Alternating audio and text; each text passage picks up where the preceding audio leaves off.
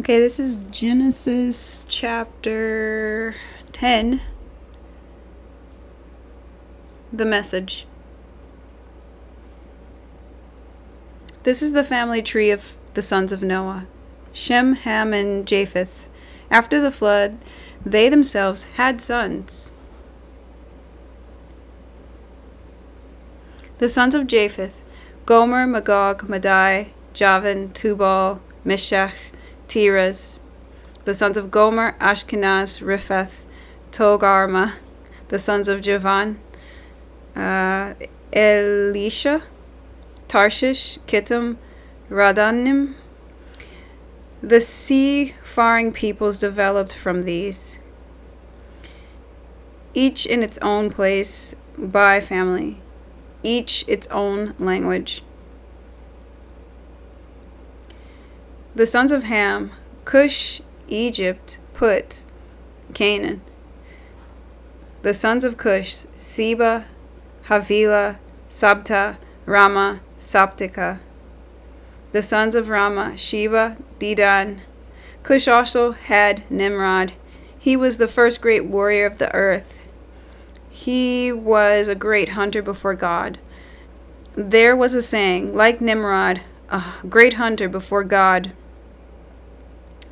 His kingdom got its start with Babel, then Erech, Akkad, and Calneh, in the country of Shinar.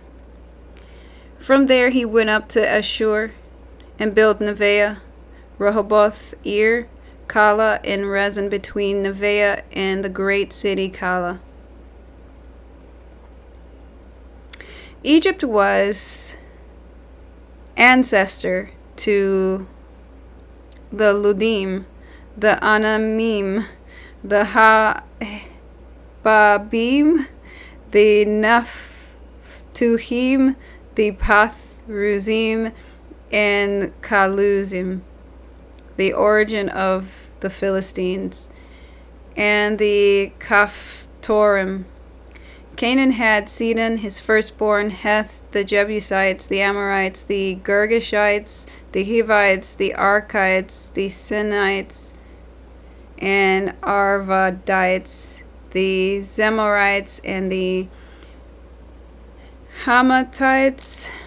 Later, the Canaanites spread out, going from Sidon toward Gerar, as far as south as Gaza, and then east, all the way over to Sodom, Gomorrah, Admah, Zeboim, and on to Lasha. These are the descendants of Ham by family, language, country, and nation. Shem, the older brother of Japheth, also had sons. Shem was ancestor to all children of Eber.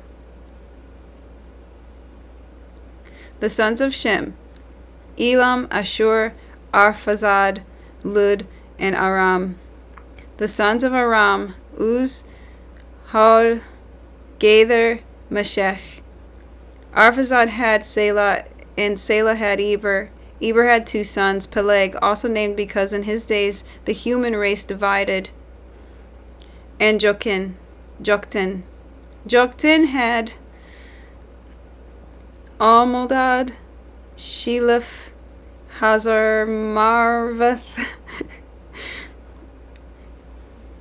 Jerah, Hadoram, Uzal, Dikla, Albal, Abimal, Sheba, Ophir, Havilah, and Jobab, all sons of Joktan. Their land goes from Mesha towards Sephar and as far as the mountain ranges in the east. These are the descendants of Shem by family, language, country, and nation. This is the family tree of the sons of Noah as they developed into nations. From them, nations developed all across the earth after the flood. So, excuse my pronunciation, it's absolutely horrid. I did my best, but I guess the gist of this was the fact that Noah, he went out into the ark, out of the ark, onto dry land after the flood with his sons, and they were fruitful and multiplied into different countries, down to different countries and cities and languages and cultures and ways of life, their own people.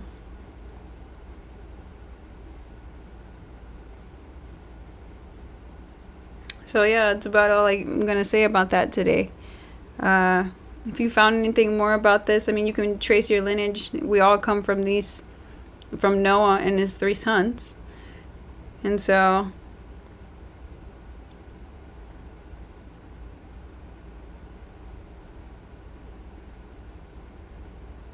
yeah, that's about it. That's all I really got to say about it. I mean, Nimrod, he has a little spotlight. He's from Ham, the cursed son.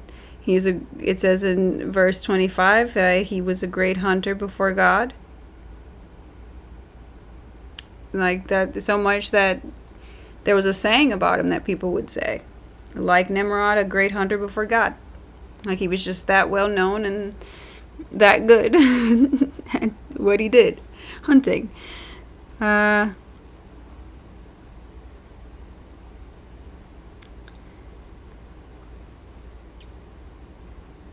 Yeah, I mean, I don't really have much to say. Eber, which I think is Shem's grandson, had 2 sons, Peleg, who they say in verse 24 and 25.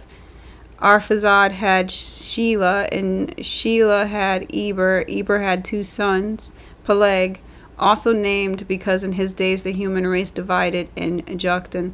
So, I mean, in the other one it said that the earth divided. The other version is in the King James Version. It said that the earth was divided. This Message version says that the human race divided, which, I mean, typically we are seeing here that the human race is dividing for sure. They're becoming their own separate clans and people and things that, we know now today. People are living in their own countries and have their own cultures, have their own cities, have their own languages, ethnicities, their own ways of life. It says also in chapter 10, verse 4 and 5, the sons of Javan, Elisha, Tarshish, Kittim, and Rodanim, the seafaring peoples, developed from these, each in its own place by family, each with its own language. So seafaring peoples, I'm not really sure who those people are. I'm sure if we did some good research right now, which I don't know, I might dive deeper into chapters like these just to kind of break down who's what. And it seems really interesting because there's a lineage here that if you really take the time out to study these lineages,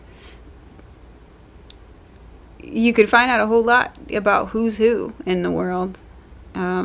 There was a time I actually did do that, and I found my lineage, which is interesting.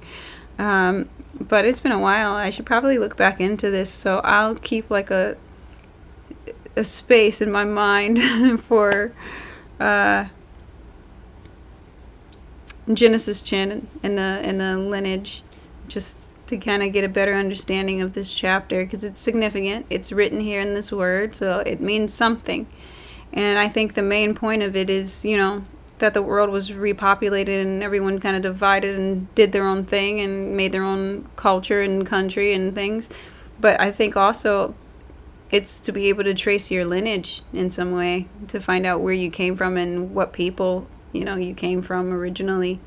I mean, we all come from Adam and Eve, but when it comes to this now, like the world that we see now and the cultures and the people and the countries, I think that this could play a lot into who those people are now.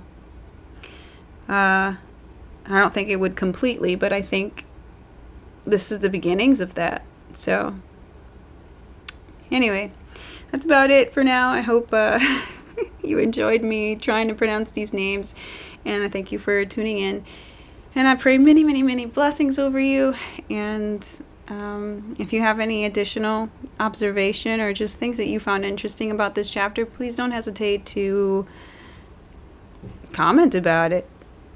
I'd love to hear it. So, anyway, you be blessed, and I love you. And till next time, Genesis chapter 11. Take care.